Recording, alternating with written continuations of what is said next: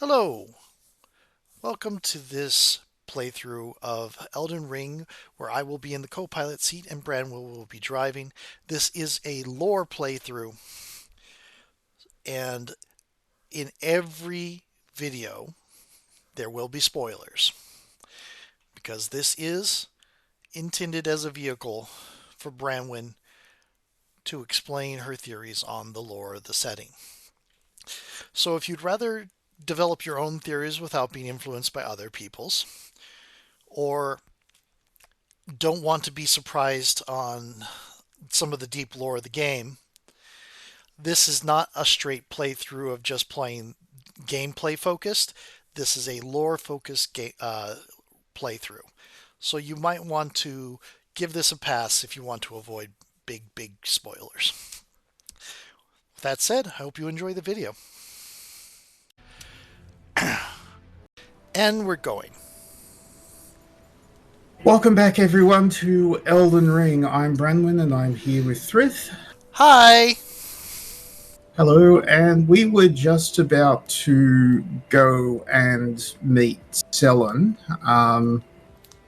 However, a lot has happened off recording since we last played this game.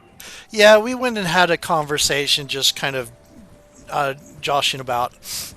And there are other plans going on as well. Yeah, so you were telling me about Morgoth from Lord of the Rings. Yeah, because the whole thing with Marika being imprisoned in the tree. Yep. That the fingers through the maiden was going about how, and I can't remember if I talked about how Manwë relays the will of Eruth in a similar way, but there's the statement of her crime was great, but she is still one of us. So she wasn't killed; she was put in the thing. Oh, that's a big guy. Yeah, Pumpkinhead. We've probably seen these guys before, but this is the first one that's a mini boss fight. Oh, so this is the pretending to be a mini boss, but is actually a mid-range enemy. Yes. Okay. And for some reason, my light attack is not working. Oh, I hate that. I hate it when controllers start to lose out like that. But anyway, on the Morgoth thing, that happened twice with Morgoth. The first time was when he started going off the rails and shaping the world in his image in ways that people recognize, hey, when the elves and men come, he's doing things that's going to be bad for them. So they decided to bring him in and imprison him. Or the elves might have already been out. It's been a while since I've read it. Anyway, so the Valar went to fight Morgoth. It was a stalemate until 12th Valar joined the thing, and then they imprisoned him for a while. And he claims that, oh yeah, I've totally reformed. I'm good. And they let him out of the halls of Mandos, and he hangs around for a while. Fëanor makes the Silmarils, and in the meantime, Morgoth is making deals with Ungoliant to kill the trees and obviously betray each other, just Ungoliant's better at it.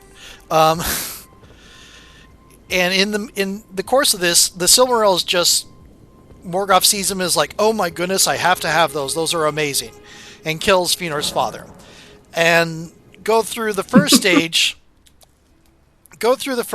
with all the different things that comes out, including all of Fëanor's genocide and his son's genocide. And you get to the War of the Raft, where they send a host to Maiar. They don't need Valar in this time. He's spread himself out so thin that he's pretty down on mortal, not quite on mortal level, but weaker. They send a host of Maiar to bring him out, chain him up, use his own iron crown to shackle him, and put him outside on the porch, basically, because he's still attached to Arda, so they can't send him out of Arda. put him outside on the porch where he sits until the end of days, because unfortunately if you kill him, he is so wrapped up in the physical nature of the world that if you kill him, the world breaks. Right. And it's just very much parallel where you kill America, this world breaks and it goes to the next one. Yeah. So she's a much more sympathetic character than Morgoth. Oh yeah, no. But yeah. So I've tried a bunch of things while you were talking to get my light attack back, and that hasn't worked. Oh no. All right. That's a dead controller, it sounds like. Possibly. We might stop the video, or pause the video, technical issue, and see if I can fix it. Okay, I'll go ahead and do that. Yeah. We're at 5 minutes. Awesome. We're back. Awesome. Coming back in again, worked it out. Let's meet Selin. Cool.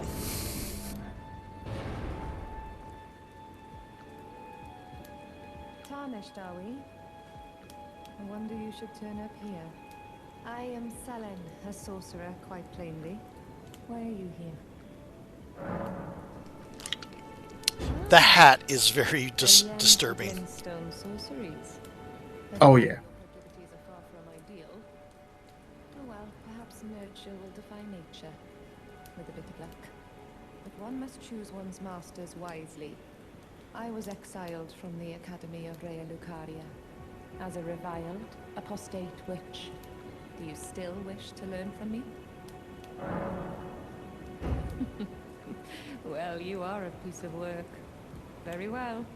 You are now my protege in Glintstone sorcery. But I refuse to coddle or cast kind words. Never. Anticipate grievances, young apprentice. So, she is very honest, which is usually either a very good sign or a very bad sign. Yeah, this is very true. But we have the letter of introduction from Celivis. Mm-hmm. So let's... Celivis is not a name I ever wanted to hear again. But fine. If it will help you, my apprentice, I offer my knowledge. The stars alter the fate of the Carian royal family, and the fate of your mistress, Rani. But long ago, General Radahn challenged the swirling constellations, and in a crushing victory arrested their cycles. Now he is the force that repulses the stars. If General Radahn were to die, the stars would resume their movement, and so too would Rani's destiny. I like how this isn't just a random bit of explore and fight bosses. There's a lot of steps here that it makes sense why you're fighting this particular boss. It doesn't reveal all the lore, but they're giving you good reasons why this boss needs to be fought now, because it is blocking the overall progress of this other plot. Yes. But also you do have the freedom to just ignore this whole quest line. And goes you can literally do Stormvale, you can do Rea Lucaria, and then literally go to Lanedell and do bypass this whole bit. Interesting. But you will get one of the ordinary endings. Probably. Got it. Okay. Yeah. Alright, so we found that out for Blythe, and we're going to go back to talk to Blythe. Blythe? Yeah, Blythe. It doesn't matter, there's so many characters named Blade. I had a thing pop up on screen that needs to be edited out later. It's good, we're started again. Awesome. Yeah, so the number of people who are named or titled Blade in this game is a lot. primarily because, like, each of the Empyreans has their own champion. Right. So they are uncreative in their naming schemes? A bit, like, Mesmer from the DLC. Mesmer is German for blade. Got it. Blythe. No, it's not. What's it German for then? Mesmer Yeah. means it's not German. It means the surname of a famous hypnotist, where you get mesmerism from. Messmer? Yeah. Well, in which case that's some misinformation, probably. Messer is German for knife. Oh. If it it's a letter different, but is it a typo or? Not that I'm aware of. I just. So the information that I am talking about here is stuff that I've read, not things that I've Yeah, and it's No. when we're dealing with close words, words that are close to each other in a different language that we're not fluent in. Yeah. Yeah. So we tell Sellen's story. Radhahn's fate is kept in stasis by Starscour's Radahn. That reminds me of something I heard. There's a festival being held at the castle on the southern edge of the Caelid Wilds, east of Limgrave. It's a festival of combat. And I heard that you can fight Radahn himself. He who was once called the strongest of all the demigods. Maybe it's just a coincidence. But I think it's worth investigating. I'll be on my way to this festival of Radahn. You're coming too, right? To Radahn's festivities. I'll meet you at Redmane Castle in Caelid. The way ahead is pleasingly simple. We fight, sword and fang. You're coming too, right? I'll meet you at the way ahead is... Yeah. So... We get to head to Caelid. Yes, we get to head to Caelid. So yeah, basically, the two quest lines, we have gotten Alexander from the Gale entrance, the Gale tunnel entrance. Like, much like a lot of Souls games, you find Alexander here, he gets stuck here. We've went through the tunnel and opened the door for him, so he will also be at the festival. Ah, okay. So it's go on. And now we've done Blythe's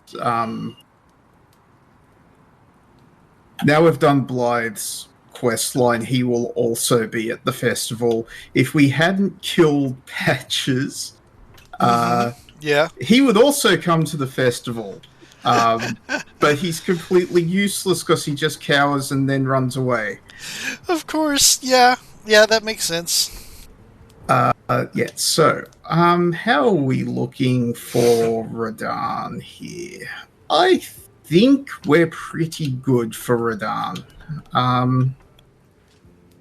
So, let's go and do that then. And this is where, like, we'll have to, stop the video or something, because it turns out that I'm, like, useless at this fight, and going into one of the more infamous bosses in this game. So yeah, so we can see Radahn's sigil is it's a lion rampant, but with a sword. Yeah, I can see that. Yeah. So okay. It's amazing to me that I still know the term rampant. Anyway. Heraldry. So, Finger Maiden Theralina.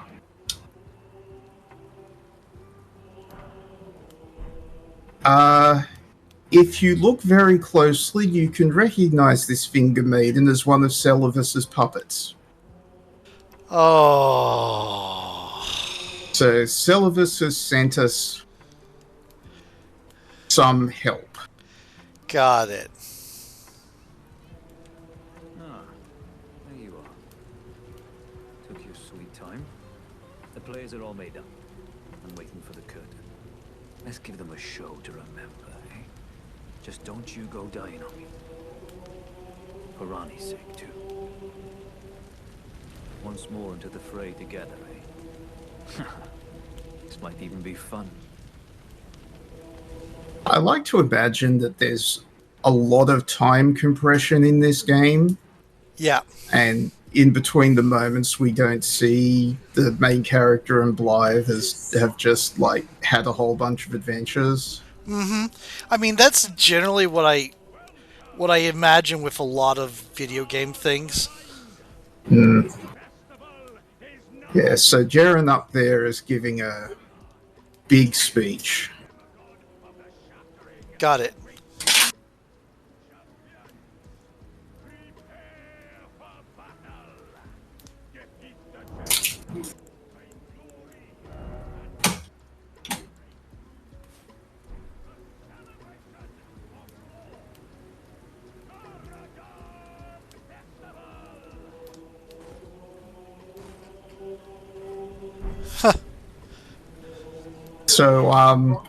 So yeah, we can't talk to. So Targoth is tarnished. We'll be fighting alongside and against him later. Okay. This is Lionel. He's one of Fear's people. Okay.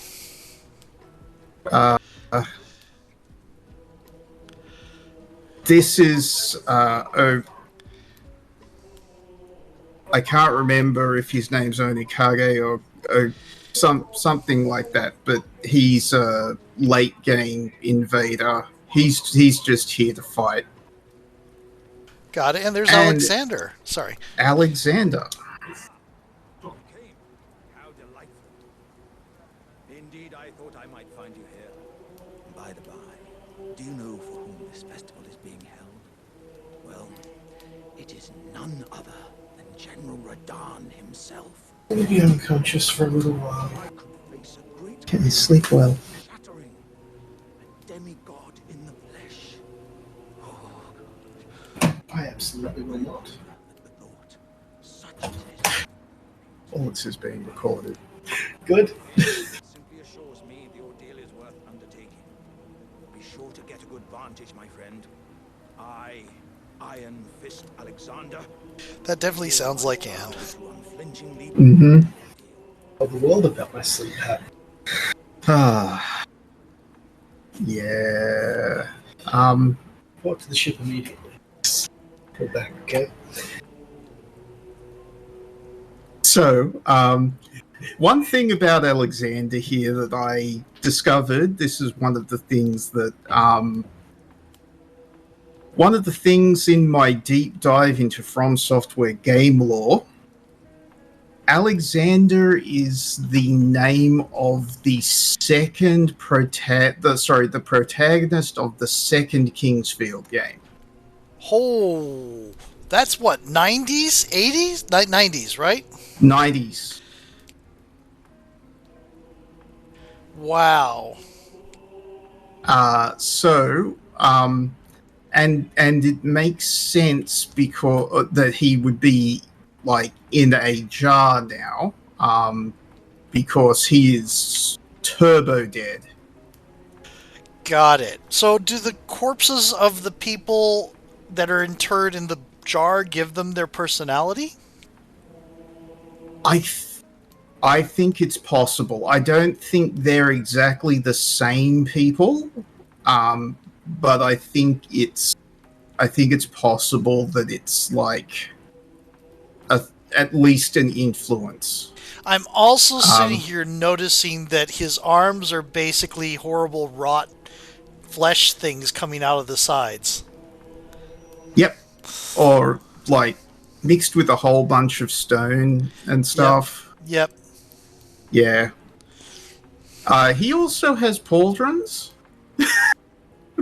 of a sort. They look like handles. Yeah, actually, you're right. They're handles that are repurposed as. I love the details in these games. It's so good.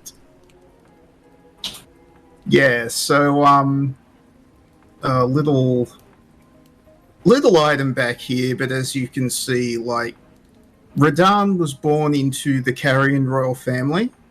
Right. So it makes sense that his castle has like the sundial thing. Right. Okay. Yeah, I see what that is now. Yeah. Yeah, it's some sort of astrological apparatus. And considering he's the one that's holding back the stars, also makes sense. His specialty is gravity magic. Of course it is. This is going to be absolutely terrifying, isn't it? Oh yeah, no, he is a boss. Like, oh right, we've got to talk to Jaren. I forgot.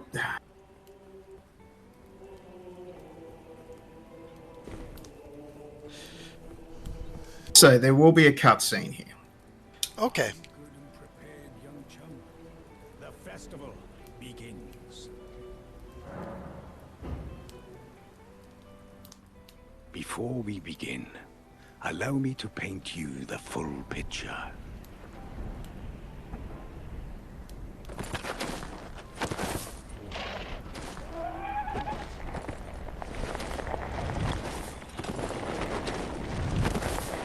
That poor horse. General Radahn is cursed ever to wander.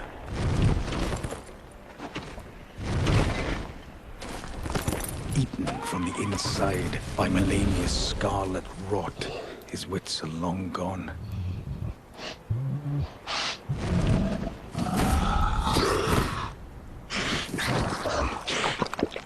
Now he gathers the corpses of former friends and foes alike, gorging on them like a dog.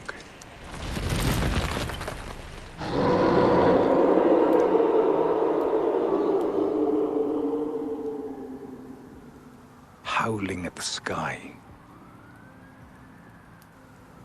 But now, we must make merry. Oh, gathering of champions! The revels begin!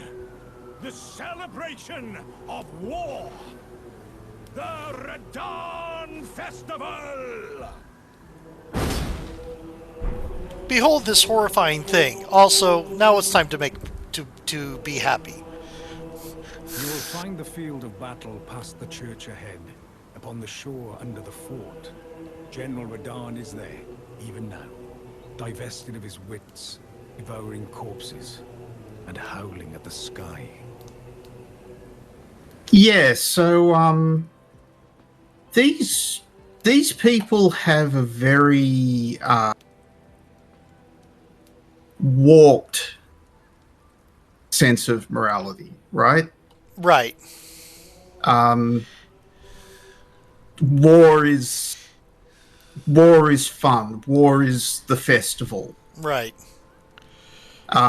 We're having fun by gathering together the best fighters in the land in order to go put down our friend, Who is likely to eat us and kill us horribly. Oh, he's gonna try. It might be good to switch videos at this point because we're getting up to like 22, 23. Yep, no problem. One thing before we finish, because we're not going to go. We're not going straight into the boss fight here. There's a stake of Marika. Got to go touch the summoning symbol. Mm-hmm. And then this starts the fight. This portal. So. Got it. This is very beautiful, though. Oh yeah, no, it's gorgeous. The whole game is just gorgeous. Mm-hmm. So you mentioned the horse, the poor horse. Yes. The horse's name is Leonard. Leonard. Leonard. Leonard. Correct. Radahn learned gravity magic specifically because as he got bigger, like now he's giant size and everything, Right. he couldn't ride Leonard anymore, but he refused to stop riding Leonard into battle. Oh. So he learned gravity magic to make himself lighter so that he could still ride Leonard. That's equal parts horrifying and sweet. Yes. No, letting go was not Radahn's strong suit. Right. So with that little tidbit, switch videos. Cool.